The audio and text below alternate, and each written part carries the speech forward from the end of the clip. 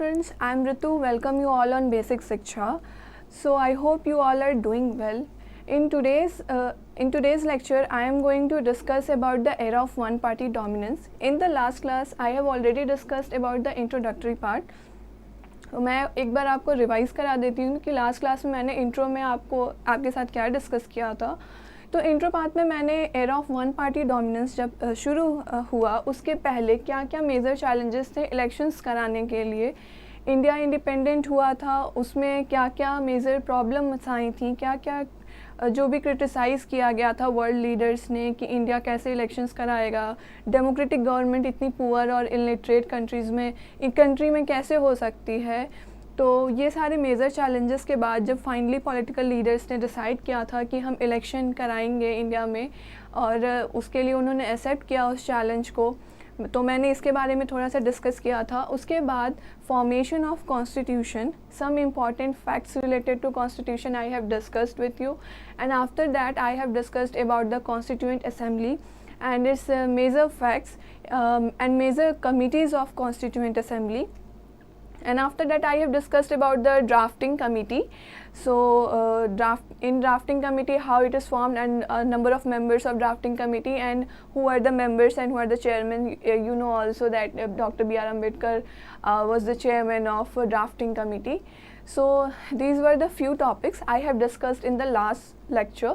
So in today's lecture I am going to discuss with you the elections and what are the major challenges for the elections and how that election was done by overcoming that all challenges, and election commission, and after that I will discuss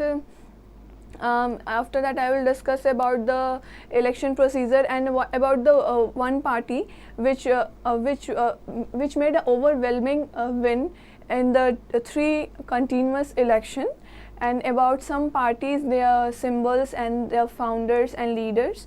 I will discuss about these topics in this lecture. So let's today's class begin. तो आज हम discuss कर रहे हैं सबसे पहले election के बारे में कि उस टाइम पे इलेक्शन की कंडीशन रियल में थी क्या. ओके, सो मैंने लास्ट क्लास में बताया था कि हमारा जो इंडिया का कॉन्स्टिट्यूशन था, सॉरी इसको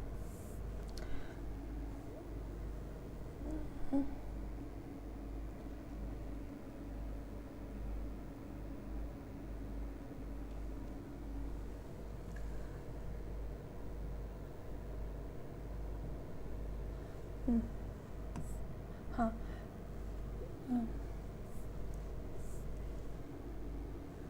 सो मैंने लास्ट क्लास में आप लोग से डिस्कस किया था कि जो कॉन्स्टिट्यूशन था वो फॉर्म हो चुका था, कम्प्लीटली फॉर्म हो चुका था. यहीं पे वो लिखा हुआ है कि ready and sign on 26 November 1949 को. तो हमारा इंडिया का कॉन्स्टिट्यूशन रेडी हो चुका था 26 नवंबर 1949 को, but it came into effect on 26 January 1950. 26 January 1950 को इंडिया का जो कॉन्स्टिट्यूशन था वो केम into effect. It was enforced on 26 January 1950. आपको पता होगा कि 26 जनवरी 1950 को 26 जनवरी को हम सेलिब्रेट करते हैं as a republic day. 26 January was the republic day of India, and after that ये 26 नवंबर 1949 इसको हम कॉन्स्टिट्यूशन डे भी कहते हैं, कॉन्स्टिट्यूशन डे. तो मैंने इसका रीज़न भी आपको बताया था कि why constitution was formed on 26 November 1949 but it came into effect on 26 January 1950. The reason was that in December 1929 the Lahore session of Indian National Congress, which was presided by the Jawaharlal Nehru, he declared the Purna Swaraj or complete independence on this day, 26 January. That's why the Indian Constitution came into effect on 26 January 1950. तो मैं आपको यहाँ पे ये लिख देती हूँ कि वाई रीज़न क्या था कि 26 नवंबर को फॉर्म हुआ और इतना इंटरवल क्यों लगा, वाई 26 जनवरी. तो इसका रीज़न ये था कि जो लाहौर सेशन था 1929, Lahore session of Indian National Congress Jawaharlal Nehru उसके जो प्रेसिडेंट थे उस टाइम, वो जो सेशन हुई थी उसको प्रिसाइड किया था जवाहरलाल नेहरू ने। उसमें उन्होंने डिक्लेयर किया था कि पूर्ण स्वराज और कंप्लीट इंडिपेंडेंस, ये उन्होंने डिक्लेयर किया था on 26 January. So this was the reason why Indian constitution came into effect on 26 January, right. उसके बाद अब हमारा इलेक्शन, ये कॉन्स्टिट्यूशन फॉर्म होने के बाद अब चैलेंजेस थे कि कॉन्स्टिट्यूशन तो बन चुका है, लेकिन अब इलेक्शन कराना होगा डेमोक्रेटिक गवर्नमेंट को फॉर्म करने के लिए। तो यहाँ पे constitution had laid down the rules to install the first democratically elected government of the country. तो कॉन्स्टिट्यूशन में हमारा मेंशन किया गया हुआ है, आप इलेक्शन कमीशन इनफैक्ट हमारा एक कॉन्स्टिट्यूशनल बॉडी है। कॉन्स्टिट्यूशन में बाकायदे एक ब्रॉड पूरा प्रोसीजर इस्टेब्लिश्ड है कि कैसे इंडिया में इलेक्शंस कराने हैं, जैसे नेशनल लेवल का इलेक्शन, पार्लियामेंट का इलेक्शन, स्टेट लेजिस्लेचर का इलेक्शन, डिफरेंट इलेक्शंस वो already mention in Indian constitution. तो यहाँ पे इंडियन कॉन्स्टिट्यूशन में मेंशन है हमारा जो फर्स्ट डेमोक्रेटिकली इलेक्टेड गवर्नमेंट को उस टाइम इस्टेब्लिश कराने के लिए कॉन्स्टिट्यूशन में पहले से ही मेंशन किया गया था। अब उस चीज़ को हमको वहाँ उस टाइम इंडिया में फॉलो करना था, उस चीज़ को रेगुलेट करने की ज़रूरत थी और कैसे कराया जाए उस पर अब बात करना था। तो हमारा नेक्स्ट स्टेप यही होने वाला है कि इलेक्शंस कैसे कराया जाए। तो सबसे पहले तो इलेक्शंस कराने के लिए ज़रूरी है कि आपका इलेक्शन कमीशन का फॉर्म होना चाहिए। इलेक्शन कमीशन ही नहीं रहेगी तो इलेक्शन कराएगा कौन? आपको पता है कि इंडिया में जो इलेक्शंस होते हैं वो इलेक्शन कमीशन ही कराता है, सारे नहीं, बट हाँ पार्लियामेंट के हुए, स्टेट लेजिस्लेचर हुआ, प्रेसिडेंट हुआ, वाइस प्रेसिडेंट, इनका इलेक्शन जो होता है वो इलेक्शन कमीशन कराता है। जैसे पंचायत हुआ तो पंचायत के लिए स्टेट इलेक्शन कमीशन होती है, पंचायत का इलेक्शन कमीशन नहीं कराता। Election commission is different thing and state election commission is different thing, so that was the difference. तो इलेक्शन कमीशन का फॉर्म कब होता है? It was set up in January 1950। The election commission in India was firstly set up in January 1950, and after that Sukumar Sen, he became the first chief election commissioner. It was a very important point, maybe this question can be asked in exam also. The Sukumar Sen was the first chief election commissioner. अभी आप बताइए कि अभी present में कौन से number के chief election commissioner हैं और उनका नाम क्या है? थोड़ा सोचिए, मैं अभी आपको आगे इसमें बताऊंगी कि who was currently the chief election commissioner of India and किस नंबर के हैं वो। तो मैं इतना बता देती हूँ कि वो 25th चीफ इलेक्शन कमिश्नर है इस वक्त इंडिया के। तो आप उनका नाम बताइए, बाकी मैं तो अभी बताने ही वाली हूँ नेक्स्ट स्लाइड में। ओके, तो इतना क्लियर हो चुका है, तो अब हम आगे बढ़ते हैं। सो अब इलेक्शन कमीशन फॉर्म हो चुका है, तो मैं उस पर थोड़ा आगे डिस्कस करने से पहले मैं आपको बता दूं इलेक्शन कमीशन का कॉन्स्टिट्यूशन में मेंशन कहाँ किया गया है, थोड़ा उसके बारे में मैं आपको बता देती हूँ। इलेक्शन कमीशन और इलेक्शन कमीशन का रोल क्या होता है। Okay, so in article 324 election commission was mention. Election commission was also it was mention in part 15th of constitution. Election commission was mention, उसके बारे में डिस्कस किया गया है। और आर्टिकल कौन सा? आर्टिकल 324 में इलेक्शन कमीशन के बारे में दिया गया। ओके, तो जो भी हमारा, वही मैंने अभी आपको बताया ना कि जो भी पार्लियामेंट का इलेक्शन हुआ या लेजिस्लेचर ऑफ स्टेट हुआ या फिर election to offices of president, vice president, constitution में ये चीज़ मेंशन किया गया है कि इन लोगों की जो इलेक्शंस होगी, इन जो बॉडीज़ की इलेक्शंस होती है, वो उसको जो कंट्रोल कौन करता है, सुपरिंटेंडेंस कौन करता है, वो करते हैं election commission.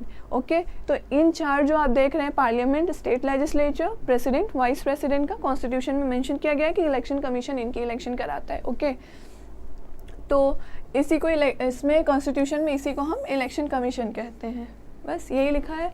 And then after election commission, जो election commission shall consist of, अब यहाँ पे आपके लिए इम्पॉर्टेंट हो जाता है कि इलेक्शन कमीशन में मेंबर्स कितने होते हैं, कौन उसके मेंबर्स होते हैं। तो अभी प्रेजेंट में करंटली इलेक्शन कमीशन में 3 मेंबर अगर पूछा जाए तो 3 मेंबर्स, जैसे एक चीफ इलेक्शन कमिश्नर होते हैं, चीफ इलेक्शन कमिश्नर होते हैं, और अभी प्रेजेंट में चीफ इलेक्शन कमिश्नर हैं और 2 इलेक्शन कमिश्नर्स होते हैं। तो चीफ इलेक्शन कमिश्नर, लेकिन यहाँ पे कॉन्स्टिट्यूशन में मेंशन किया गया है कि एक तो चीफ इलेक्शन कमिश्नर होगा, लेकिन उसके अलावा हमारे जो number of other election commissioners जो हैं वो प्रेसिडेंट जो हैं वो टाइम टू टाइम के हिसाब से, मतलब जैसी सिचुएशन होगी president number of election commissioners को वेरी कर सकते हैं। मान लो कि उनका मन करेगा तो वो ऐसी सिचुएशन है कि और इलेक्शन कमिश्नर्स की ज़रूरत है तो वो 1 रख सकते हैं, 2 रख सकते हैं, 3 4 जितने मन सके वो अपॉइंट कर सकते हैं। अब ऐसा नहीं है कि इन्फिनिटली कर ही देंगे, सिचुएशन बनती है। जैसे अभी प्रेजेंट में सिर्फ 2 की ही ज़रूरत है तो सिर्फ 2 ही इलेक्शन कमिश्नर है और एक चीफ इलेक्शन कमिश्नर है। तो अभी जो चीफ इलेक्शन कमिश्नर है प्रेजेंट में 25th चीफ इलेक्शन कमिश्नर है Rajiv Pandey. Okay, Rajiv Pandey, I think यार राजीव ही नाम है उनका, इतना श्योर है। आई थिंक राजीव कुमार है वो,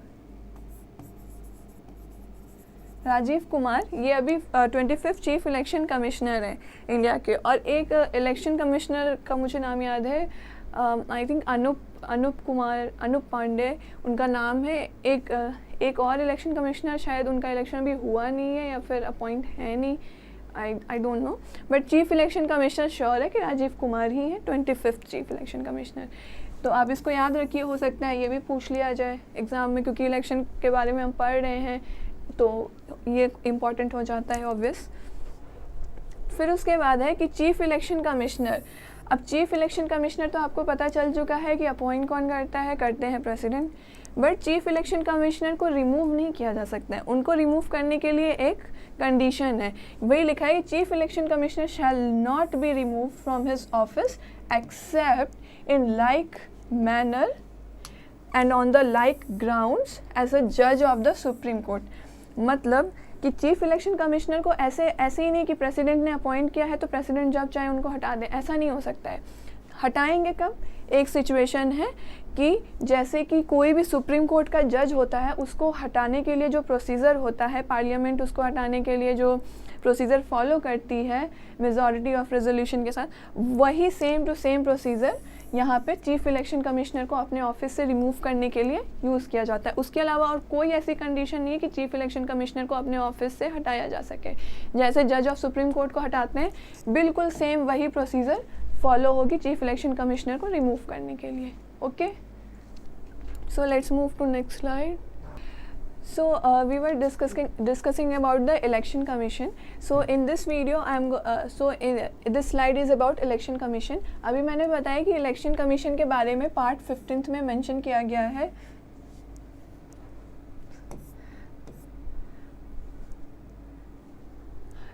यहाँ पे अभी देखिए फर्स्ट पॉइंट ये है कि the election commission discovered that it was not going to be easy to hold a free and fair elections in a country.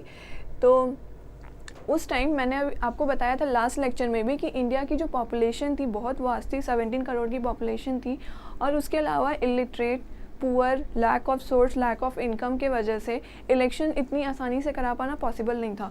That's why election commission के पास सबसे बड़ा चैलेंज तो उस वक्त यही था कि इलेक्शन हमारा कराया कैसे जाए। वो इतना इजी नहीं था कि फ्री और फेयर इलेक्शन, यहाँ पे एक टर्म यूज़ किया है free and fair election, because उस वक्त इतनी सारी पॉलिटिकल पार्टीज़ थी और इंडिपेंडेंट होने के बाद फर्स्ट टाइम आप डेमोक्रेटिक गवर्नमेंट फॉर्म करने जा रहे हैं, आप इलेक्शन करा रहे हैं, तो ज़रूरी नहीं है कि वहाँ पे जब पार्टी हार जाए तो वो एक्सेप्ट कर ही ले कि हम हार गए। वो ये भी तो बोल सकती है कि कांग्रेस तो पहले से ही थी, उन्होंने पहले से ही अपना आंदोलन वगैरह में अपना पार्ट लिया हुआ था, तो हमें मौका ही नहीं मिला अपने आप को रिप्रेजेंट करने का प्रॉपरली। तो ये इलेक्शन कमीशन के पास बहुत बड़ा चैलेंज था कि फ्री और फेयर इलेक्शन कैसे कराया जाए।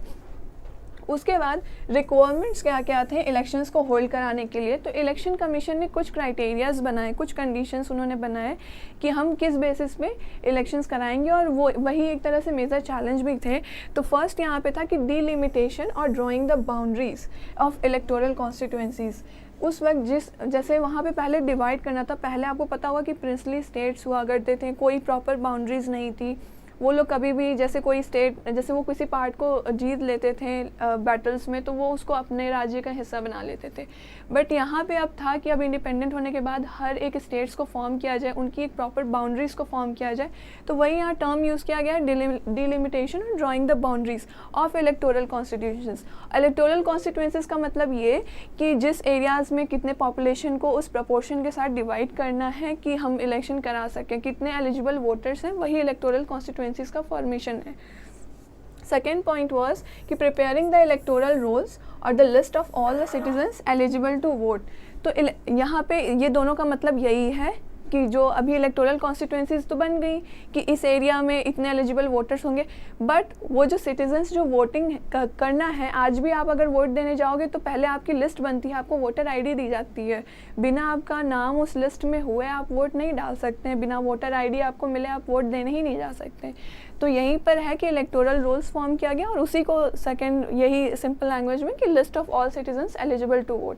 तो ये सिटीजन्स जो वोटिंग के लिए एलिजिबल थे उसी को कह रहे हैं इलेक्टोरल रोल्स, वही उसका मीनिंग है। ओके, फिर when the first draft of the rolls was published, it was discovered that the names of nearly 40 lakh women were not recorded in the list।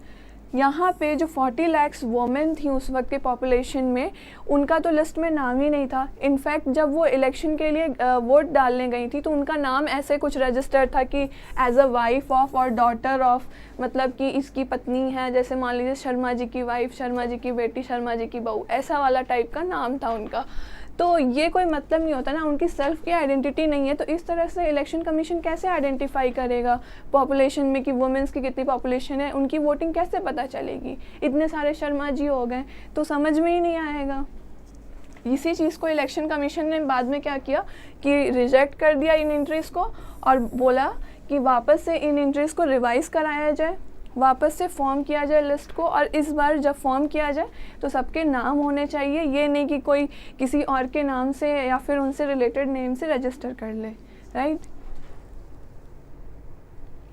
उसके बाद इतने जो इलेक्शन हो रहा था उस वक्त इंडिया में, आपको मैं बता दूं कि 1950 के टाइम जब इंडिया में पहला इलेक्शन कराने के लिए डिसाइड किया गया था, तो उस वक्त पूरे वर्ल्ड में सिर्फ अमेरिका एक ऐसी कंट्री थी जहाँ पे डेमोक्रेसी थी, बाकी पूरे वर्ल्ड में कहीं डेमोक्रेसी नहीं थी। सेकंड वाज यूरोप की कंट्रीज़ में डेमोक्रेसी थी, बट यूरोप में भी ऐसा था कि बहुत सारी कंट्रीज़ यूरोप की विमेंस को वोट डालने का राइट ही नहीं देते थे। बट इंडिया ने इन चैलेंजेस को एक्सेप्ट किया कि हम डेमोक्रेसी गवर्नमेंट फॉर्म करेंगे, हम इलेक्शंस कराएंगे in spite of the fact that कि इंडिया एक पुअर है, इलिटरेट कंट्री है, अभी जस्ट ब्रिटिश कॉलोनी से वो बाहर ही निकली है और इतनी बड़ी बात है जो कि पूरे वर्ल्ड में नहीं था। तो इंडिया को एक तरह से हिस्ट्री भी क्रिएट करनी थी। तो सबसे बड़ा तो यही चैलेंज था कि इतना बड़ा लेवल पे इलेक्शन, इतनी बड़ी पॉपुलेशन की पहली बार हो रही थी इंडिया में। ओके, उस टाइम जो थी 17 करोड़ एलिजिबल वोटर्स थे इंडिया में, जिनको इलेक्ट करना था। ऑलमोस्ट 3200 एमएलएस थे, उनको इलेक्ट करना था, और 489 मेंबर्स ऑफ लोकसभा, जिसमें से सिर्फ 15% जो थे वो एलिजिबल वोटर्स थे। 15% ऑफ एलिजिबल वोटर्स, वो नहीं जो 15% वोटर्स, ऐसा कुछ नहीं, एजुकेशन वाला नहीं, 15% एलिजिबल वोटर्स जो थे सिर्फ इन 17 करोड़ की एलिजिबल पॉपुलेशन में सिर्फ 15% ऐसे लोग थे जो कि पढ़े लिखे थे। और मतलब आप समझ सकते हैं कि 17 करोड़ की पॉपुलेशन में 15% तो कहीं एग्जिस्ट भी नहीं करता। इस बेसिस पे आप कैसे कोई पार्टी को इलेक्ट कर सकते हैं, कैसे आप अपना लीडर इलेक्ट करेंगे। सो उसके बाद इलेक्शन कमीशन ने इन सारे चीज़ों को देखते हुए कि मतलब लोग इतने इलिटरेट हैं, उनके पास एजुकेशन नहीं है, अपनी राइट्स का नॉलेज नहीं था, इसको देखते हुए इलेक्शन कमीशन ने 3 लाख ऑफिसर्स को अपॉइंट किया, और ऑफिसर्स और पोलिंग स्टाफ को, कि वो अपना जो इलेक्शन कराना है, कंडक्ट कराना था इलेक्शन, उसके लिए ये ऑफिसर्स जो थे लोगों को ट्रेन करते हैं, उनकी राइट्स के बारे में उनको इन्फॉर्म करते हैं कि आपको किस तरह से वोट करना है, क्यों वोट करना है, और पार्टीज़ को इलेक्ट करना क्यों ज़रूरी है, डेमोक्रेटिक गवर्नमेंट क्यों ज़रूरी है इंडिया के लिए। तो इलेक्शन कमीशन ने इतने नंबर ऑफ ऑफिसर्स को अपॉइंट किया था। ओके, आफ्टर दैट फैक्टर्स क्या थे जो बहुत ही ज़्यादा इलेक्शन कराने के लिए अनयूजुअल थे, वही जो कि क्या क्या मेजर चैलेंजेस थे इलेक्शन कराने के लिए, वही यहाँ पे डिस्कस है। तो सबसे पहले है कि size of the country. India इतना बड़ा कंट्री था, पाकिस्तान से डिवाइड होने के बाद पहले तो उसकी बाउंड्री ड्रॉ करना, फिर उसकी पॉपुलेशन को, एलिजिबल पॉपुलेशन को उसमें से आइडेंटिफाई करना, वोटिंग लिस्ट बनाना, ये सब था। तो साइज़ ऑफ कंट्री, फिर इलेक्टोरेट्स, वही कि इलेक्टोरल रोल्स कैसे बनाया जाए, सिटीजन्स जो हैं उन वैलिड पोल्स के लिए कैसे सिटीजन्स की लिस्ट बनाई जाए, वही the electorates. And third was the first general election was also the first big, ये कुछ नहीं है, the test of democracy in a poor and illiterate country. तो जो हमारा पहला जो जनरल इलेक्शन हो रहा था उसको सबसे पहली बार पुअर और इलिटरेट कंट्री के लिए कराना पूरे वर्ल्ड में पहली बार, ये सबसे बड़ा। तो ये 3 मेजर चैलेंज थे जो कि उस वक्त इलेक्शन कमीशन को दिख रहे थे सबसे ज़्यादा unusual challenge. Okay, and then after उसके बाद मैंने अभी डिस्कस किया कि उस टाइम तक टिल देन डेमोक्रेसी सिर्फ एग्जिस्ट करती थी कहाँ पे, प्रॉस्परस कंट्रीज़ जो कि वेल डेवलप्ड कंट्रीज़ थी, जैसे कि यूरोप में थी, और फिर north America and then after की मतलब वहाँ पे भी सब लोग ऑलमोस्ट, वहाँ की मेजॉरिटी ऑफ पॉपुलेशन लिटरेट ही थी। लेकिन यूरोप में भी अभी मैंने बताया ना कि कुछ ऐसी कंट्रीज़ थी जो कि वोटिंग राइट्स वुमेन को देती ही नहीं थी। तो वोटिंग राइट्स वुमेन को ना देना, इसका मतलब कि आप कुछ पॉपुलेशन को तो बिल्कुल ही वोटिंग से अलग ही रख रहे हो। सिर्फ मेन्स, अगर सिर्फ मेन इंडिया में अगर आप मान लीजिए कि सिर्फ मेल ही अगर वोट डालने जाए तो फीमेल का तो कोई राइट ही नहीं रहेगा, उनकी एग्जिस्टेंस का कोई मतलब ही नहीं होगा। So that was the situation. लेकिन इंडिया में इलेक्शन हो रहे थे तो मेल फीमेल जितने भी एलिजिबल वोटर्स थे उन सबको इन्वॉल्व किया गया था उसमें। ओके, तो फर्स्ट जनरल इलेक्शन जो था हमारा वो हुआ था, डिसाइड किया गया था कि हर जगह पे एक पोलिंग बूथ रखा जाएगा और बॉक्स रखा जाएगा हर कैंडिडेट के नाम का with election symbol. First time जब जनरल इलेक्शन हमारा डिसाइड किया गया था कि 1950 में कराया जाएगा, उस टाइम इलेक्शन कराने के लिए क्या प्रोसीजर था, वोटिंग कैसे डालना है, उतने सारी पॉपुलेशन है कैसे वोट डालेंगे। तो उसके लिए अभी आपको पता है कि अभी ईवीएम यूज़ होता है, इलेक्ट्रॉनिक वोटिंग मशीन, बट उस टाइम ऐसा नहीं था। उस टाइम वोट डालने के लिए बैलेट पेपर का यूज़ किया जाता था। जैसे होता ये था कि हर पार्टी है, जैसे मान लीजिए 10 पार्टी हैं, 10 पार्टी की अलग अलग 10 बॉक्सेस होती थी और उन 10 बॉक्सेस पे पार्टी का सिंबल बना होता था और प्लस उस पार्टी के जैसे मान लीजिए कि ये बॉक्स है, मान लीजिए ये 3 कैंडिडेट्स हैं। ओके, 3 कैंडिडेट्स हैं, मान लीजिए 3 कैंडिडेट्स कोई हैं A, B और C। इन तीनों जो हैं कैंडिडेट्स, ओके, मान लीजिए कि इसके कोई सिंबल होगी, मान लीजिए इसकी XYZ, कोई इन तीनों की सिंबल मान लीजिए XYZ है। तो जो बॉक्सेस होती थी उन बॉक्सेस पे A का X सिंबल है, B का Y है, C का मतलब इस X पार्टी से A खड़ा है, Y पार्टी से B खड़ा है, Z से C खड़ा है। लोगों को क्या करना होता था कि सिर्फ एक बैलेट पेपर, एक टाइप का पेपर होता था, वो क्या करते थे कि वो सिर्फ इन बॉक्सेस में जा कर के अपना वो डालते थे अपने पेपर्स को, और मान लीजिए और जितने बॉक्सेस में जितने ज़्यादा बैलेट पेपर्स डलते वो पार्टी विन करती थी, वो कैंडिडेट जीत जाता था। तो ये जो मेथड था यही यहाँ पे लिखा हुआ है कि हर प्लेस पे एक पोलिंग बूथ रखा गया था और हर बॉक्स में और उन पोलिंग बूथ्स पे बॉक्स रखे गए थे और उन बॉक्स पे कैंडिडेट्स का नाम लिखा होता था और पार्टी का सिंबल बना होता था। Okay, each voter was given a blank ballot paper which they had to drop. अभी मैंने बताया ना कि हर वोटर को उस टाइम बस एक ब्लैंक बैलेट पेपर, एक टाइप का पेपर दे दिया जाता था और वो लोग इस बॉक्स में डालते थे और जिसमें ज़्यादा आ जाता था पेपर वो पार्टी जीत जाती थी। Okay, about 20 lakh steel boxes were used for this purpose.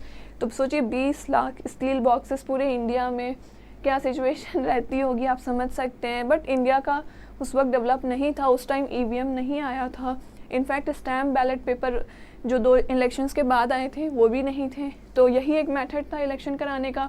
आप समझ सकते हैं कि 17 करोड़ की वास्ट पॉपुलेशन, पूरे ऑल ओवर वर्ल्ड में ये चीज़ नहीं हो रही थी और इंडिया ने इतने सिंपल बिल्कुल से एक बेसिक मेथड यूज़ करके इलेक्शन कराया और वो सक्सेसफुल भी हुआ था, अनसक्सेसफुल नहीं हुआ इलेक्शन। तो after the first 2 elections, this method was changed. Now the ballot paper carried the names and symbols of all the candidates and the voter was required. उसके बाद क्या हुआ कि जब अभी मैंने बताया ना पहले 2 इलेक्शंस जैसे ही हुए, उसके बाद क्या किया गया कि इस मेथड को बदला गया। अब क्या था कि जैसे पहले बॉक्सेस होते थे, अब क्या किया गया कि ये एक टाइप का बैलेट पेपर रखा गया और इसमें मान लीजिए कि इस टाइप से हर पार्टी का यहाँ पे मान लीजिए XYZ M N ऐसे टाइप का सिंबल है पार्टीज का, ठीक। और यहाँ पे फिल करने के लिए दे दिया जाता था कैंडिडेट्स को। इस पे स्टैंप लगाने के लिए किस पार्टी के आगे नाम का स्टैंप लगा, तो यही था कि ये चेंज हो गया. Now the ballot paper carried the names and symbols of the candidates and the bus voter was required. और कुछ नहीं करना था. अब वोटर जो थे वो क्या करते थे कि बस स्टैंप लगाते थे नेम ऑफ कैंडिडेट का, they wanted to vote for. ठीक, तो this method worked for nearly 40 years, almost 40 साल तक ये मेथड को यूज़ किया गया था. और लेकिन याद रखिएगा, पहला यही था बैलेट पेपर वाला, एंड देन सेकेंड ये था स्टैम्प लगाने वाला बैलेट पेपर पे. ओके, ये 2 के बाद हमारा तीसरा आया था ईवीएम का. तो ये आप देख सकते हैं, थोड़ी ब्लर इमेज है, शायद अच्छे से ना दिख रही हो. ये आप देख सकते हैं कि ये फर्स्ट जनरल इलेक्शन का ये इमेज है, जिसमें कि एक कोई वोटर है, वो जा कर के यहाँ पे ये डिफरेंट देख रहे होंगे आप, कितने सारे बॉक्सेस हैं डिफरेंट पार्टीज़ के, देख रहे हैं इस पे कैसे सबका सिंबल लगा है और नाम लगा हुआ है. तो ये इसमें वोट डाल रहे हैं, अपना बैलेट पेपर डाल रहे हैं. तो उसी तरह से जितने नंबर ऑफ कैंडिडेट्स में जितने सबसे ज़्यादा जिसके में बैलेट पेपर जाएंगे वो कैंडिडेट जीत जाएगा. तो बस ऐसे ही ये फर्स्ट बैलेट पेपर का था. उसके बाद आप ये तो जान ही रहे होंगे, ये भी थोड़ी ब्लर है, ये ईवीएम है. ये हमारा ईवीएम आया था 2004 से. 2004 से आप ये याद रखिएगा कि 2004 से इंटायर कंट्री ईवीएम की तरह शिफ्ट हो गई. अब ballot paper, stamp ballot paper, and then after 2004 whole country shifted towards EVM. तो अब ईवीएम आ चुका था, इलेक्ट्रॉनिक वोटिंग मशीन इसका फुल फॉर्म है. ये लिख लीजिए, मे भी पूछ ले एग्जाम में, इलेक्ट्रॉनिक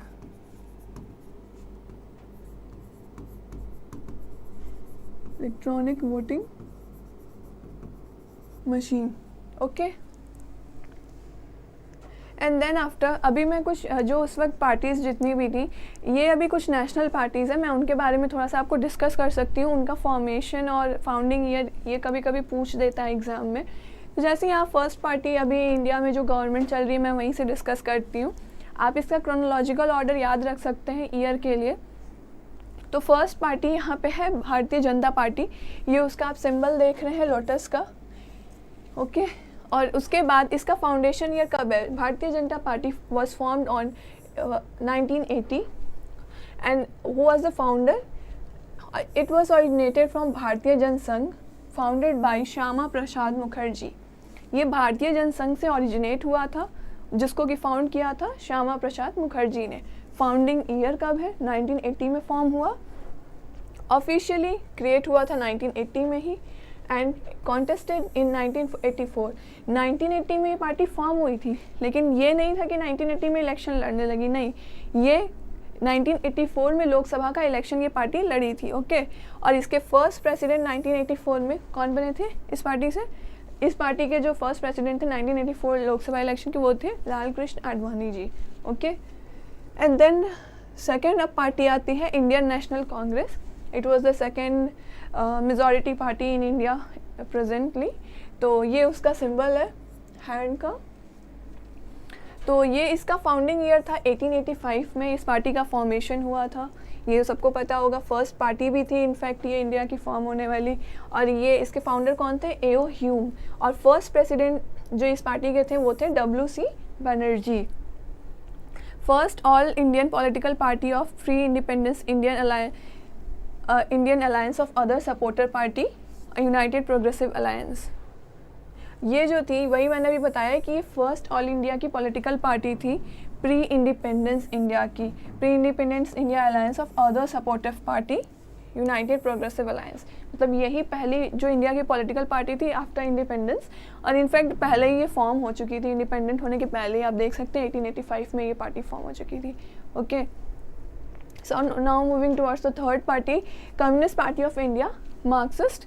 एक दो पार्टीज़ हैं, एक है CPI और एक है CPIM.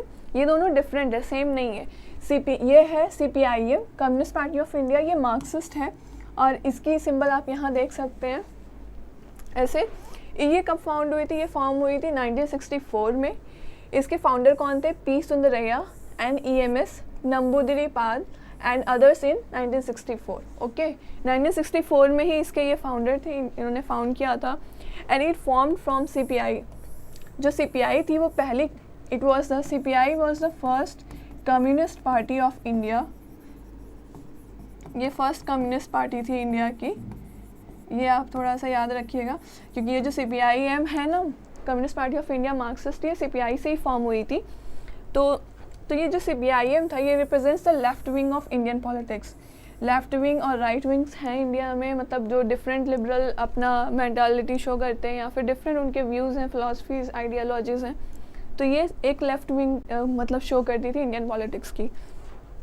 The party has various other wings, youth wing, peasant wing, women's wing, tribal wing. इसी पार्टी में ये तो लेफ्ट विंग हो गई CPIM मार्क्सिस्ट पार्टी, लेकिन इसी पार्टी के कुछ अलग और भी विंग्स थे, जैसे कि youth wing, peasant wing, women's wing and tribal wing. ये उसके डिफरेंट 4 विंग्स और हैं।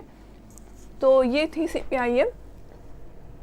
फोर्थ पार्टी यही है कम्युनिस्ट पार्टी ऑफ इंडिया। इसका ये फॉर्म हुई थी कब? 1925 में, और ये first communist party of India है। अभी मैंने इसके बारे में बताया। ओके, ये उसका सिंबल रहा इस पार्टी का, ठीक है। उसके बाद फिफ्थ है BSP, Bharatiya Jana Sangh party. It was formed in 1984, 1984 में इसका फॉर्मेशन होता है। और फाउंडर कौन थे? Kanshi Ram. It was form to represent bahujans majority. At that time SC, ST, OBC religious minorities formed 85% of the population. उस टाइम में SC, ST, OBC और रिलीजियस जो माइनॉरिटीज़ थी, उनकी जो थी 85% वो पॉपुलेशन को फॉर्म करती थी। और ये जो थे, ये बहुजन्स मेजॉरिटी, ये मेजॉरिटी ऐसा नहीं कि मेजॉरिटी पॉपुलेशन, ये मेजॉरिटी जो है ना, ये मेजॉरिटी इन माइनॉरिटीज़ की मेजॉरिटी की बात हो रही है। 85% ये पॉपुलेशन फॉर्म करते थे इन माइनॉरिटीज़। ये जो अभी भी आते हैं, ये SC, ST, OBC, ये रिलीजियस माइनॉरिटीज़ में ही, ये माइनॉरिटीज़ ही है ना, इन माइनॉरिटीज़ की ये मेजॉरिटीज़ को फॉर्म करती थी, इसीलिए बहुजन्स मेजॉरिटी, इसीलिए इसका नाम है बहुजन समाज पार्टी। ये रहा उसका सिंबल एलिफेंट का। ये आता है नेशनल कांग्रेस पार्टी NCP, ये उसका सिंबल है वॉच। ये फॉर्म कब हुई थी? ये फॉर्म हुई थी 1999 में। एंड इसके फाउंडर कौन थे? शरद पवार, जो कि अभी भी इसके प्रेसिडेंट हैं, चेयरमैन या फिर कुछ भी कहिए आप। ये PA संगमा एंड तारिक अनवर, ये 3 लोगों ने मिलकर इस पार्टी को फॉर्म किया था। Sharad Pawar, PA Sangma and Tariq Anwar. इसका आप मेजर रोल देखेंगे तो मेघालय और महाराष्ट्र में ही इसका मेजर आपको पॉलिटिक्स में इन्वॉल्वमेंट दिखता है। वही मैंने यहाँ लिखा भी है कि it represents the previous leaders. ये जो थे ना, ये इंडियन नेशनल कांग्रेस की प्रीवियस जो लीडर्स, मतलब पहले जो लीडर्स थे, उन्होंने ही फॉर्म किया। इंडियन नेशनल कांग्रेस से उनकी आइडियोलॉजी नहीं मिलती होगी, तो उन्होंने अपनी नई पार्टी बना ली। and was the part of United Progressive Alliance and it has its voter base in Maharashtra and Meghalaya। अभी मैंने बताया ना कि महाराष्ट्र और मेघालय में इसके वोटर्स के बेस है, वहाँ पर ही ये ज़्यादा इन्वॉल्व रहती है पॉलिटिक्स में। आप देखे भी होंगे महाराष्ट्र में इनफैक्ट सरकार भी इन्होंने मिलके बनाया था। Okay, 7th party was all India Trinamool Congress, West Bengal की फेमस पार्टी। ओके, ये उसका सिंबल है, आपने देखा होगा। It was formed on 1998, okay, my birth date. Its founder was Mamta Banerjee, formed after split from Indian National Congress। ये party भी Indian national Congress से अलग होकर बनी है। इस पार्टी का मेजर इन्वॉल्वमेंट अभी तक आपको दिख रहा है कहाँ पे? वेस्ट बंगाल में। इनफैक्ट ममता बनर्जी जी अभी वेस्ट बंगाल की CM भी हैं, काफ़ी बार से जीत रही हैं। And then 8th party is National People's Party NPP। इसका फाउंडेशन ईयर है 2013। 2013 में ये NPP फॉर्म हुई थी और इसके फाउंडर थे PA Sangma. And NPP is the mostly concentrated in the state of Meghalaya.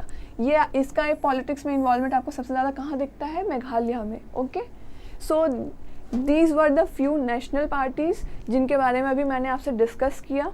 Okay, state parties अलग हैं, बट ये नेशनल पार्टीज़ हैं, ये इंपॉर्टेंट है।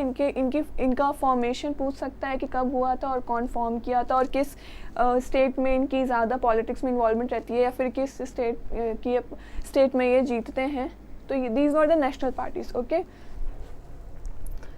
इनका क्रोनोलॉजिकल ऑर्डर आप लेकिन याद रखिएगा, हो सकता है एग्जाम में पूछ ले कि कौन पार्टी पहले फॉर्म हुई थी। इसका क्रोनोलॉजिकल ऑर्डर इंपॉर्टेंट है। Okay, so let's move on to next slide. अब हम यहाँ पे डिस्कस करेंगे, अभी मैंने आपसे नेशनल पॉलिटिकल पार्टीज़ के बारे में डिस्कस किया कि कौन कौन सी पार्टीज़, उनका फाउंडेशन ईयर, उनका फाउंडर्स। ठीक, अब हम डिस्कस करेंगे कि नेशनल जो पॉलिटिकल पार्टीज़ हैं, हम कैसे डिसाइड कर रहे हैं कि वो नेशनल पॉलिटिकल पार्टीज़ हैं। हो सकता है वो स्टेट पॉलिटिकल पार्टीज़ हो सकता है कि वो रीजनल पॉलिटिकल पार्टीज़ हो। लेकिन हमारे लिए इम्पॉर्टेंट है अभी नेशनल पॉलिटिकल पार्टी।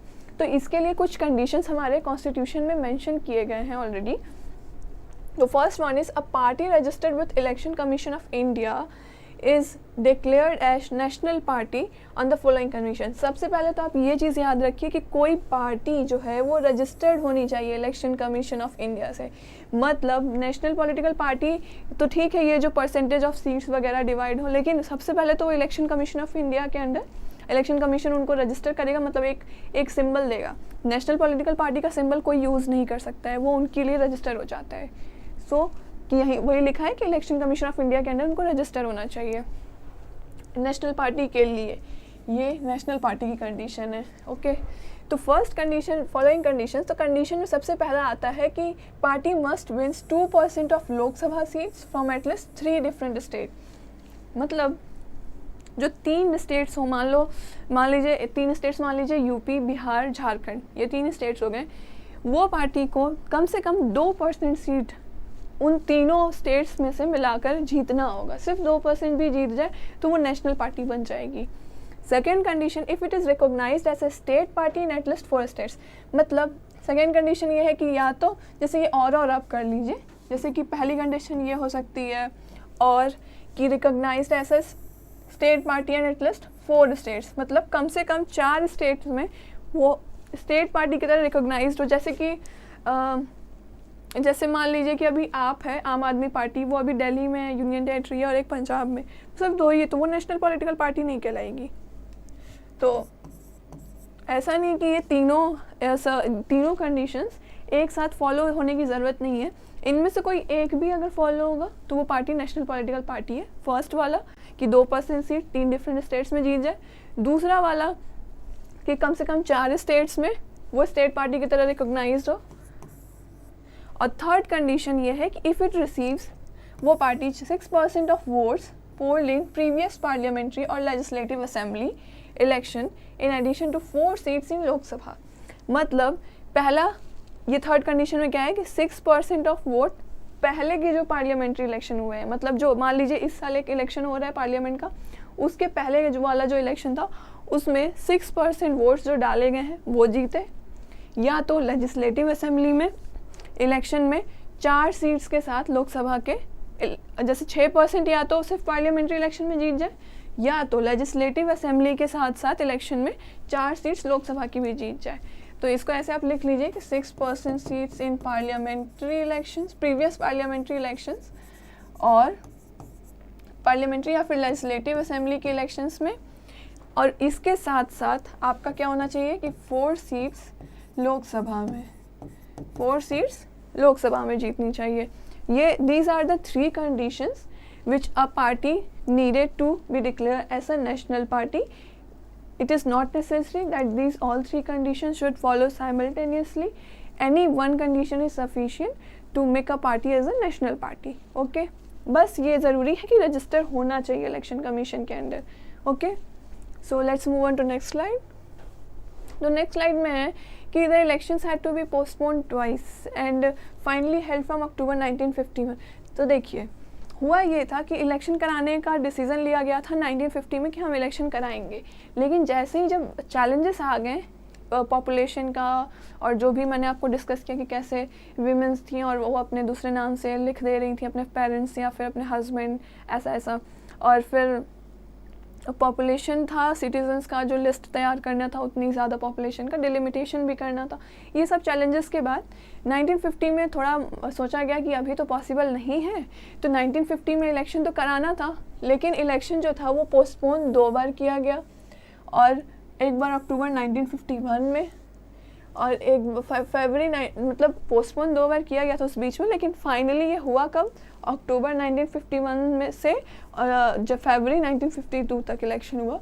लेकिन ये इलेक्शन जो था इसको जनरली रेफ़र क्यों किया जाता है, जैसे आपसे क्वेश्चन पूछा जाए कि when the first general election of India held, तो यही आप आंसर करोगे कि फर्स्ट जनरल इलेक्शन जो था वो हुआ कब था, 1952 में ही, क्योंकि मोस्ट पार्ट ऑफ इंडिया में उस वक्त मतलब सबसे ज़्यादा मोस्ट पार्ट में इलेक्शन जो थे वो जनवरी 1952 में ही हुए थे।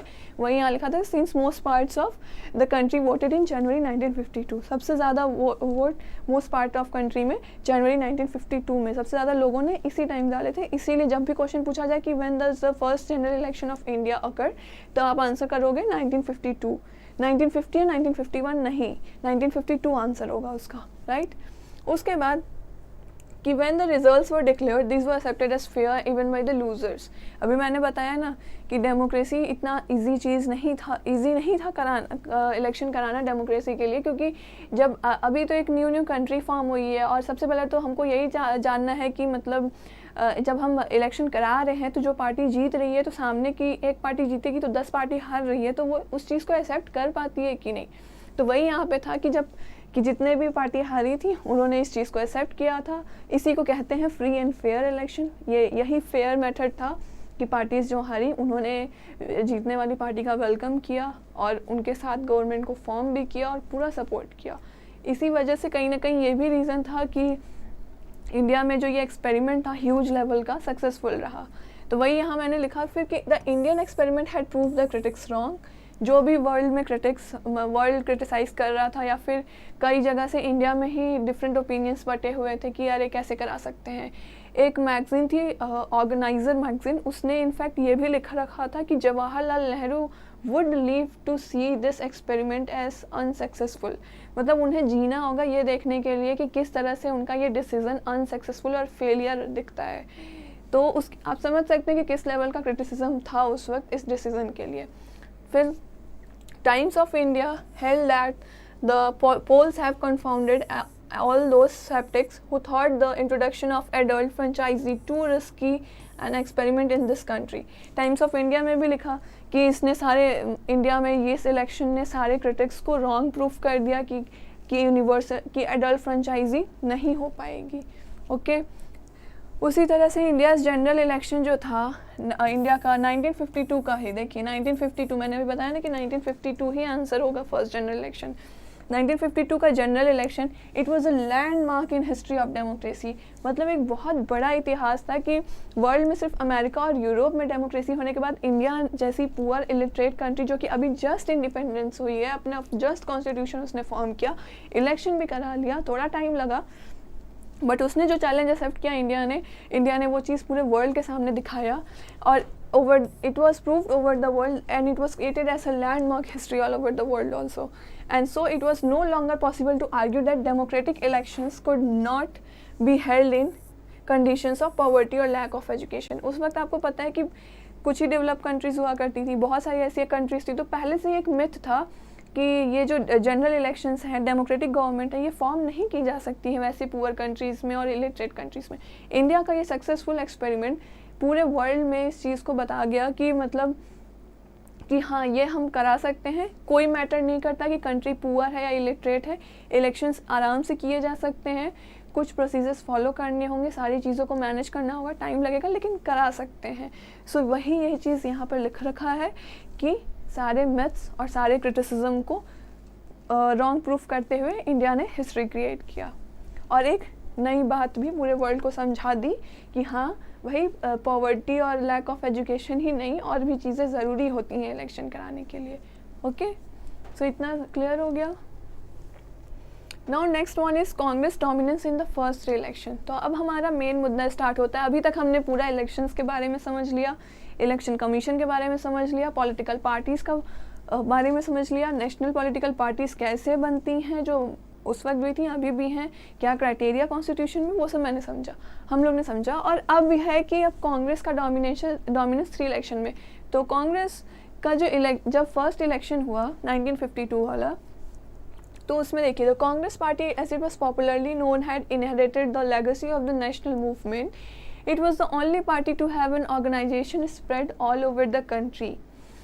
माना ये जा रहा था, देखिए कांग्रेस का जीतना बहुत सरप्राइजिंग नहीं था क्योंकि कांग्रेस ऑब्वियसली ऐसी पार्टी थी, जैसे महात्मा गांधी ने ये चीज़ कहा था कि इंडिपेंडेंस के बाद कांग्रेस पार्टी को बंद कर देना चाहिए, बट वहाँ लीडर्स को लगा होगा इलेक्शंस वो कराएं।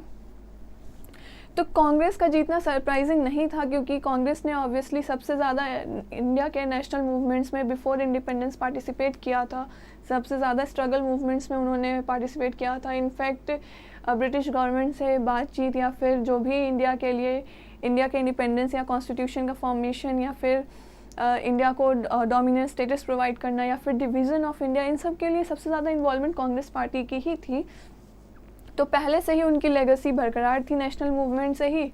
तो पहले से ही लोगों में यही था कि यही हमारे लीडर्स होने चाहिए, क्योंकि उस वक्त वाकई में नेशनल मूवमेंट ने बहुत बड़ा रोल प्ले किया था और इनकी बहुत ही अच्छी और पॉजिटिव इमेज थी कि इनके वजह से ही भारत आज़ाद हो रहा है। इसकी वजह से जब इलेक्शन हुए तो लोगों के दिमाग में और कोई लीडर्स नहीं आ रहे थे वहाँ, इनफैक्ट वहाँ के लोकल लीडर्स भी नहीं, यही लीडर्स थे जो कि वहाँ लोगों को उस वक्त सिटीजन्स को दिख रहे थे कि हमारी कंट्री को चला सकते हैं। ओके, तो फर्स्ट पॉइंट में यही कहा गया है। फिर सेकेंड पॉइंट में है कि जवाहरलाल नेहरू ने इंडियन नेशनल कांग्रेस का, अब सोचिए उस वक्त सारी पार्टीज फॉर्म हुई होंगी जो भी फॉर्म हुई होंगी, जवाहरलाल नेहरू उस वक्त के कितने बड़े और कितने पॉपुलर इंसान हुआ करते थे। उन्होंने नेशनल मूवमेंट्स में या फिर जितनी भी कांग्रेस की कमिटीज़ फॉर्मेशन सब चीज़ों में कितना बड़ा रोल प्ले किया था। उतना बड़ा आदमी इंडियन नेशनल कांग्रेस के लिए जब अगर कंपेन करेगा पूरे कंट्री में, तो ऑब्वियस सी बात है कि कांग्रेस ही जीतती और कोई पार्टी का तो कोई चांस ही नहीं बन सकता है। फिर कांग्रेस पार्टी ने 364 सीट जीती out of 489 seats. First Lok Sabha में, जब लोकसभा उस वक्त फॉर्म हुआ था उसमें 489 सीट्स थी, जिसमें से कि कांग्रेस पार्टी ने 364 जीती थी। सोचिए 489 में से आधा भी नहीं, आधा से कितना ज़्यादा सीट है। अब इतनी सीट्स में और पार्टीज़ होंगी या नहीं होंगी उनका तो नहीं पता, लेकिन कितनी मेजॉरिटी ऑफ सीट्स एकदम बहुमत के साथ जीती थी 364 seats. Okay, and it finished way ahead of the challenges and the communist party of India जो थी वो नेक्स्ट पार्टी थी। अब सोचिए कहाँ 364 सीट्स, कहाँ 16 सीट्स। अब ये first majority party Congress, second majority party communist party, after first general election, और बाकी जो बची हुई सीट्स होंगी उसमें और कोई पार्टीज होंगी। अब बची कितनी सीट्स आप खुद ही देख लीजिए, 380 सीट्स केवल हैं यहाँ पे टोटल, और 489 आउट 380 को आप सब्ट्रैक्ट करके आप खुद देख लो कितना सीट हुआ, ऑलमोस्ट 109 सीट्स। अब उसमें से अब आप समझ सकते हैं कि उतने में कितनी पार्टीज़ होंगी जो लोकल पार्टीज़ होंगी या रीजनल पार्टीज़ होंगी, बट मेजॉरिटी पार्टी 16 सीट्स वाली सेकेंड वाली कम्युनिस्ट पार्टी थी। ओके, उसके बाद Congress scored victory in state election also. अब लोकसभा के इलेक्शन में जीती सो जीती, स्टेट इलेक्शन में भी कांग्रेस ही मेजॉरिटी से जीती थी, मतलब लोकसभा में भी बोलबाला, स्टेट इलेक्शन उसमें भी, तो दोनों जगह स्टेट लेजिस्लेचर और लोकसभा दोनों जगह कांग्रेस ही मेजॉरिटी पार्टी थी और बहुत बहुमत से जीत गई थी। उस वक्त जो कांग्रेस थी, कांग्रेस ने ऑलमोस्ट सारे स्टेट्स में इलेक्शंस जीते थे, एक्सेप्ट उसमें मेजॉरिटी ऑफ सीट्स जीती थी सारे स्टेट्स में, सारी नहीं, मतलब किसी जैसे जिन स्टेट्स में कांग्रेस जीती होगी तो कोई पार्टी जीतती है तो ऐसा थोड़ा है कि सारी सीट जीत जाती है उस स्टेट की मेजॉरिटी ऑफ सीट्स जीती थी कांग्रेस ने। और एक्सेप्ट उसमें कुछ स्टेट्स जैसे त्रावणकोर, कोचिन, अभी वो केरला का पार्ट है, मतलब केरला का ही पार्ट था, और second Madras and third Orissa, ये 3 ऐसी स्टेट्स थी जहाँ पे कांग्रेस को बहुमत नहीं मिली थी स्टेट लेजिस्लेचर में। उसके अलावा जितने भी स्टेट्स थे उस वक्त उन सब में कांग्रेस की बहुमत से जीत हुई थी। ओके, सो यहाँ पे फिर है कि जवाहरलाल नेहरू ऑब्वियस सी बात है कि पहले प्राइम मिनिस्टर बने थे, फर्स्ट यहाँ पे प्राइम मिनिस्टर है, फर्स्ट प्राइम मिनिस्टर, इसको आप लिख लीजिए ऐसे, पीएम बने थे, फर्स्ट प्राइम मिनिस्टर बने थे। और इनफैक्ट और सेकेंड और थर्ड जनरल इलेक्शंस जब हुआ था, यहाँ पे पीपीटी का कुछ प्रॉब्लम है, उसके बाद यहाँ पे तो ये आपका हो गया फर्स्ट जनरल इलेक्शन ख़त्म। अब हमारा आया सेकेंड और थर्ड जनरल इलेक्शंस। तो सेकेंड जनरल इलेक्शन जो था ये कब हुआ था, 1957 में। थर्ड जनरल इलेक्शन जो हुआ था वो हुआ था 1962 में। तो आप ऐसे इसको याद कर सकते हैं कि हमारा फर्स्ट जनरल इलेक्शन हुआ था, फर्स्ट जनरल इलेक्शन, आप इसको नॉर्मल इलेक्शन भी बोल सकते हैं, फर्स्ट जनरल इलेक्शन हुआ था कब? 1952 में। सेकेंड वन हुआ था कब? 1957 में। और थर्ड वाला हुआ था कब? थर्ड वाला हुआ था 1962 में। तो ये 3 इलेक्शंस थे हमारे जिसमें कि कांग्रेस पार्टी लगातार जीती थी बिल्कुल मेजॉरिटी के साथ। तो वही यहाँ लिखा है कि in the second and third general election held in 1957 and 1962 respectively, Congress maintained the same position in the Lok Sabha में बिल्कुल जैसे 1952 में जीती वैसे ही 1957 में भी जीती, 1962 में भी उतनी ही मेजॉरिटी से जीत रही थी bye winning 3/4 of the seats, मतलब 3/4 सीट्स। अब सोचिए केवल 1/4 सीट्स बची जिसमें कि अदर पार्टीज ही होंगी। अब बाकी 3/4 पूरी की पूरी सीट्स ऑलमोस्ट, अब आपने यहाँ देखा ही 364 आउट ऑफ 489। अब यहाँ पे 3/4 सीट्स पूरी की पूरी यहाँ पे कांग्रेस जीत गई। अब 1/4 में बाकी अदर पार्टीज होंगी, अपोजिशन में बैठी होंगी। एंड कोई भी अपोजिशन पार्टी यहाँ पे देखिए, none of the opposition parties could win even 1/10 of the number of seats won by the Congress.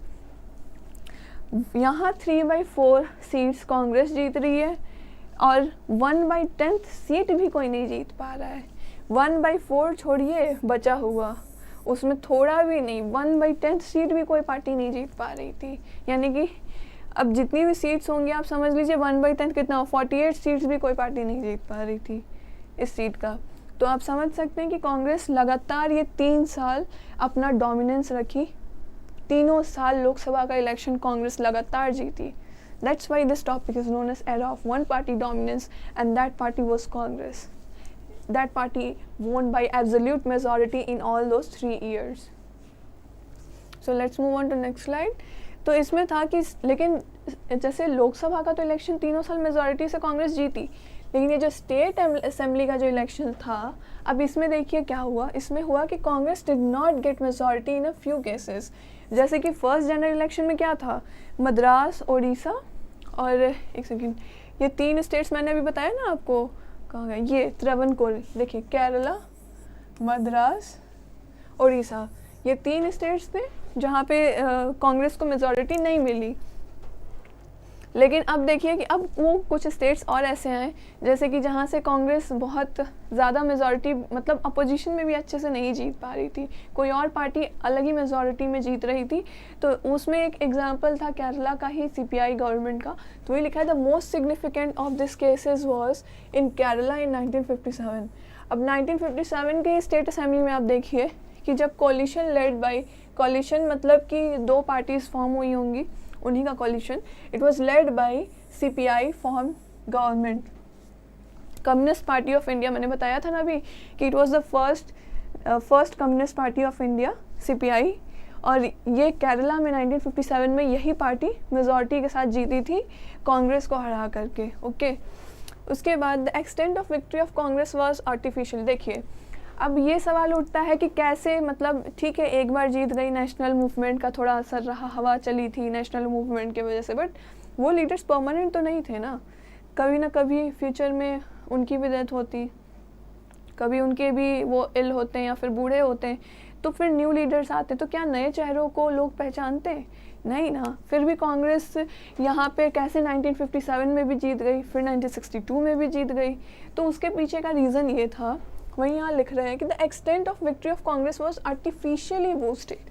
मतलब कि आर्टिफिशियली बूस्टेड मतलब कि देखने में तो लग रहा है कि मेजॉरिटी जीत रही है, मेजॉरिटी वोट कांग्रेस को ही पड़ रहे हैं, लेकिन वो मेजॉरिटी वोट नहीं थे। यहाँ पे देखिए हुआ ये कि the Congress won the 3 out of every 4 seats, but it did not get even half of the votes। मतलब वोट उतने नहीं मिल रहे हैं लेकिन सीट्स वो जीत जा रही है। ऐसा कैसे हो रहा था? वहाँ पे एक्चुअली ऐसा था कि देखिए एग्जांपल यहाँ पे देखिए कि जैसे 1952 में क्या हुआ था इलेक्शन में, कि जैसे कांग्रेस को कितने 45% टोटल वोट्स के मिले थे। टोटल वोट्स मतलब जितने 100% मान लीजिए वोट 100 वोट्स हैं, उसका 45 कांग्रेस को मिला। Okay, but it manage to win 74% of the seats. लेकिन कांग्रेस ने जीता कितना? सिर्फ 74% सीट्स का ही जीता। ये क्या है? 45% वोट का मिला, लेकिन जीत कितना गया 74। अब ये आप खुद बताइए कि 45% 74% कितना बड़ा डिफरेंस है ये। 45% आपको यहाँ पे 45% यहाँ टोटल वोट्स का है, ठीक, 45% यहाँ वोट्स मिला आपको, लेकिन आप 74% सीट्स कैसे जीत गए आप? तो इसी चीज़ को कह रहा है कि इट वॉज आर्टिफिशियली बूस्टेड। 45% लोग ही वोट कर रहे हैं। अगर ये वाकई में क्लियरली होता तो यहाँ पे 74% वोट पे 74% सीट्स होती, लेकिन नहीं, 45% ही वोट्स थे, मतलब वोट कम पड़ रहे हैं लेकिन सीट उनको ज़्यादा मिल रही है। ये एक क्राइटेरिया थी उनके जीतने की। तो यहाँ पे यही एक एग्जांपल बताया गया, that's why it is called as artificially boosted. उस वक्त सीट्स वैसी थी कि वहाँ पे सीट्स का जो डिवीज़न था उस तरह से था कि वहाँ पे सीट्स तो भले ही सीट्स बहुत ज़्यादा थी, बट पॉपुलेशन थोड़ी कम रह रही थी एलिजिबल वोटर्स की, जिसके वजह से सीट्स ज़्यादा पड़ रहे थे कांग्रेस को। यही रीज़न था कि कांग्रेस इतने बार जीती, लगातार 3 बार मेजॉरिटी के साथ, वो भी। उसके बाद यहाँ पे वही रीज़न में यहाँ पे लिखा हुआ है कि the party that gets more votes than others tends to get much more than its proportional share. अब यहाँ पे एक्चुअली मैं भूल गई बताना कि उस वक्त देखिए सोशलिस्ट पार्टी जो थी ये सेकेंड लार्जेस्ट पार्टी थी वोट्स के मामले में।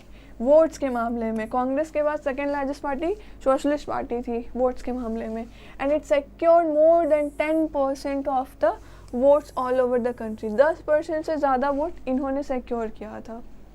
ओके, तो ये सेकेंड मेजॉरिटी पार्टी थी, राइट। वही रीज़न है कि the party that gets more votes than others tends to get much more than its proportional share.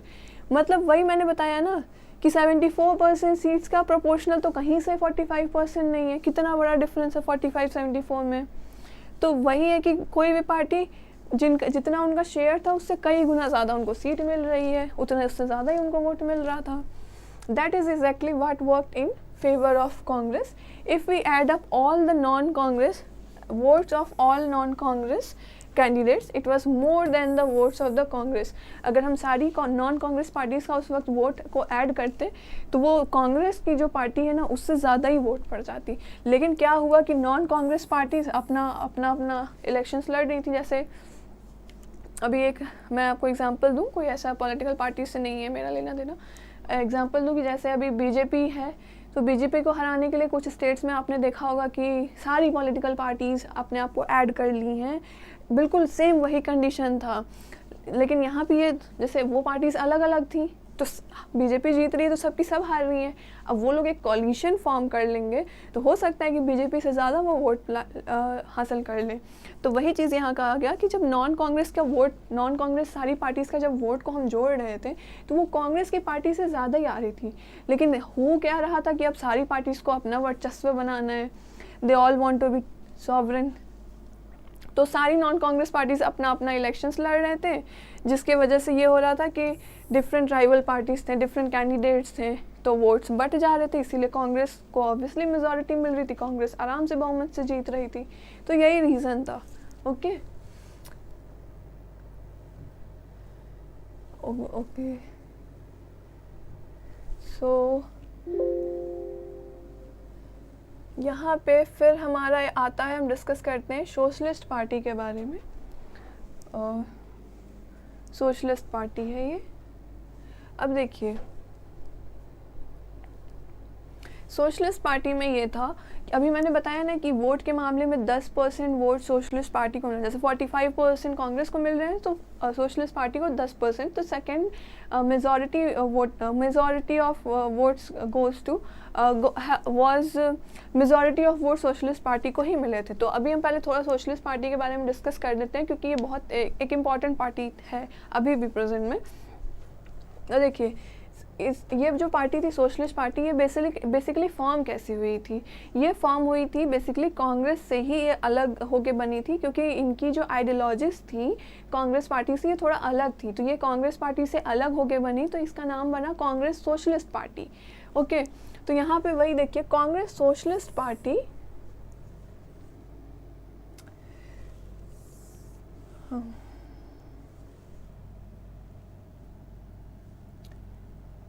So Congress Socialist Party, it was formed within Congress in 1934. जब ये party form हुई थी सबसे पहले, तो आपको पता है कि कांग्रेस 1885 में ही फॉर्म हो चुकी है। कांग्रेस सोशलिस्ट पार्टी, इनकी थोड़ी मानसिकता, आइडियोलॉजीज, फिलॉसफी सब अलग अलग थे। तो 1934 में ही कांग्रेस के अंदर ही एक और पार्टी फॉर्म हुई, उसका नाम था कांग्रेस सोशलिस्ट पार्टी। और ये फॉर्म करने वाले कौन थे? Group of young leaders who wanted a more radical and egalitarian Congress. ये उसके जो यंग मेंबर्स थे जो कि अपना एक डिफरेंट आइडियोलॉजी रखते थे, डिफरेंट, वो सोचते थे कि कांग्रेस को थोड़ा और अच्छा बनाया जा सकता है, थोड़ा डिफरेंट थिंकिंग लाई जा सकती है, थोड़ा डेवलप तरीके से, थोड़ा मॉडर्न तरीके से सोचा जा सकता है।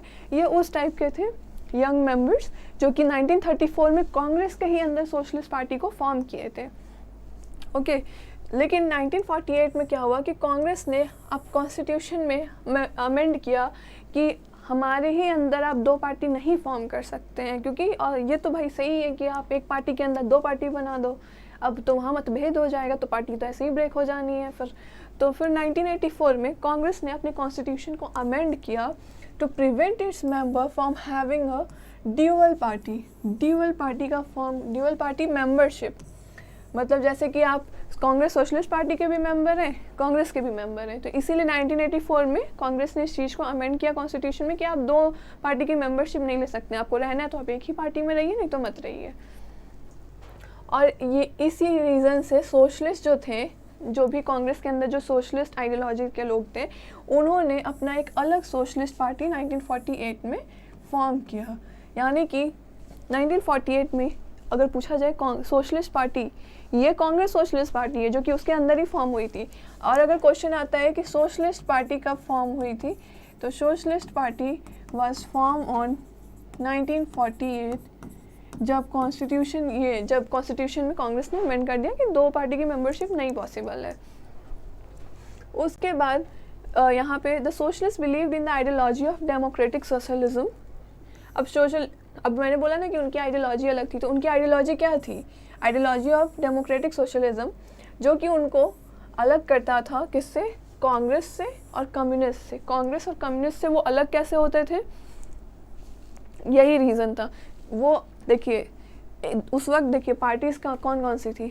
कांग्रेस, कम्युनिस्ट पार्टी और एक सोशलिस्ट पार्टी, तीसरी पार्टी आ गई। ये तीन पार्टी थी, दो पार्टी तो पहले से ही है, कांग्रेस और कम्युनिस्ट। अभी सोशलिस्ट को चाहिए था कि वो सोशलिस्ट पार्टी जब फॉर्म कर रहे हैं तो उनकी आइडियोलॉजी कांग्रेस और कम्युनिस्ट से बिल्कुल ही अलग हो, इसीलिए उन्होंने डेमोक्रेटिक सोशलिज्म अपनी आइडियोलॉजी रखी थी अपनी पार्टी फॉर्म करने की। और they criticise the Congress for favouring capitalist and landlords for ignoring the workers and the peasants. मतलब वो बिल्कुल एक सोशलिस्ट टाइप के थे, जैसे गांधी जी भी एक सोशलिस्ट ही लीडर थे, वो हमेशा समाज की भलाई के लिए ही काम करते थे और बोलते भी थे। तो ये एक तरह से आप वही समझ सकते हैं, बिल्कुल समाज के लिए सोचना। जैसे आप यहाँ पढ़ रहे हैं ना कि ये क्रिटिसाइज़ करते थे, जैसे कांग्रेस फेवर करती थी कैपिटलिस्ट और लैंडलॉर्ड्स को, मतलब ज़मींदार को या फिर पैसा लोग को, बट ये कांग्रेस इग्नोर करती थी इनको, वर्कर्स को, पीजेंट्स को, लेबर्स जो होते थे, जो मज़दूर होते थे। तो ये सोशलिस्ट जो थे ये उनके लिए बोलते थे, उनके राइट्स के लिए बोलते थे और क्रिटिसाइज़ करते थे कांग्रेस को कि आप लोग उनको इग्नोर करते हो और आपका ध्यान सिर्फ कैपिटलिस्ट और लैंडलॉर्ड्स की ही तरफ है। ओके, तो फिर the socialist faced a dilemma when in 1955 the Congress declared its goal to be socialist pattern of society. अब क्या हुआ कि कांग्रेस ने भी खेल लिया, ये लोग उन्हीं को क्रिटिसाइज़ कर रहे थे कि आप बिल्कुल ही सोशलिस्ट नहीं हो, आप बिल्कुल ही मतलब ध्यान नहीं देते हो पीजेंट्स और लेबर्स पे। तो फिर तो कांग्रेस ने क्या किया, गेम खेल दिया कि 1955 में कांग्रेस ने क्या किया, उस कांग्रेस ने भी अपना एक गोल डिक्लेयर किया। वो क्या था? Socialist pattern of society. उन्होंने सोशलिस्ट पैटर्न ऑफ, क्योंकि ऑब्वियस सी बात है कि कांग्रेस गवर्नमेंट में है तो कांग्रेस को क्रिटिसाइज़ होना क्यों पसंद होगा, तो उन्होंने मुंह बंद कराने के लिए अपना गोल खुद ही सोशलिस्ट पैटर्न ऑफ सोसाइटी रख दिया। तो अब ये सोचने लगे सोशलिस्ट कि अब हम क्या करें, हमने तो पार्टी फॉर्म इसीलिए की थी कि हम सोशलिस्ट हैं, लेकिन अब जो कोई और पार्टी ने ही वो गोल डिक्लेयर कर दिया तो फिर अब हमारा क्या काम होगा। तो इसलिए अपने आप को thus it became a difficult for the socialists to present themselves as an effective alternative to the Congress। तो अब उनके लिए मुश्किल होने लगा, वही मैंने बताया ना कि जब कांग्रेस जो गवर्नमेंट की जो पार्टी है, अगर वो अपना कोई गोल डिक्लेयर करती है तो कोई नॉर्मल सी पार्टी उसके आगे नहीं टिक पाएगी, क्योंकि वो गवर्नमेंट की पार्टी है, लोग ऑब्वियसली उसको इलेक्ट करके लाए हैं, वोट दिए हैं। तो अब ये इनके लिए ये डिफ़िकल्ट सिचुएशन हो गई कि अब हमारा क्या काम होगा, हम क्या करेंगे। तो socialist party went through many splits and reunions leading to the formation of many socialist parties. तब क्या हुआ कि ये कांग्रेस के अंदर तो ये सोशलिस्ट पार्टी अलग हो गए, फिर ये उनसे अलग हो के अपनी सोशलिस्ट बना लिए। अब क्या हुआ कि इनके ही अंदर कांग्रेस ने जब डिक्लेयर कर दिया अपना गोल, तो इनके ही अंदर फिर क्या हुआ कि स्प्लिट्स हो गए, रीयूनियंस हो गए, और फिर क्या हुआ कि इन्होंने अलग अलग सोशलिस्ट पार्टीज़ बना ली खुद ही।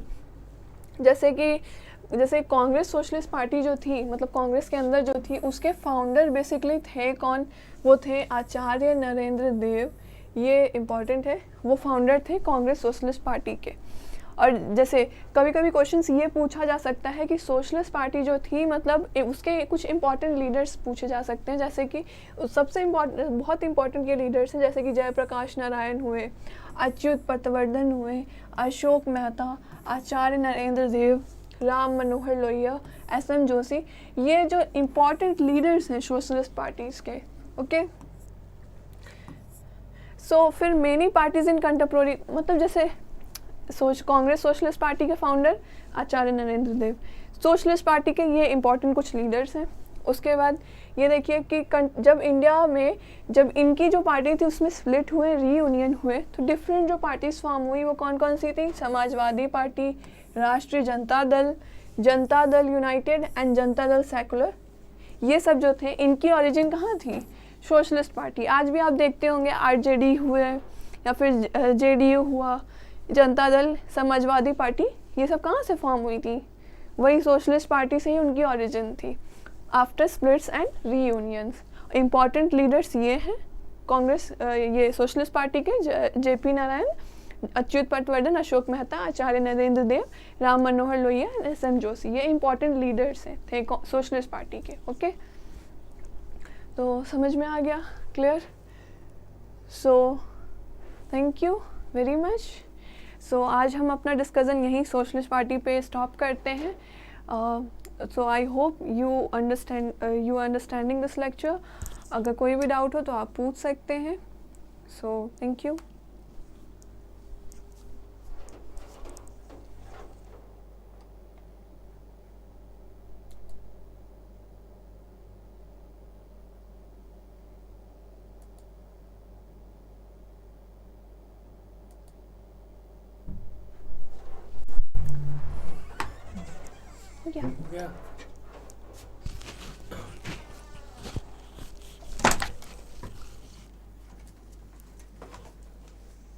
स्टॉप नहीं की थी क्या?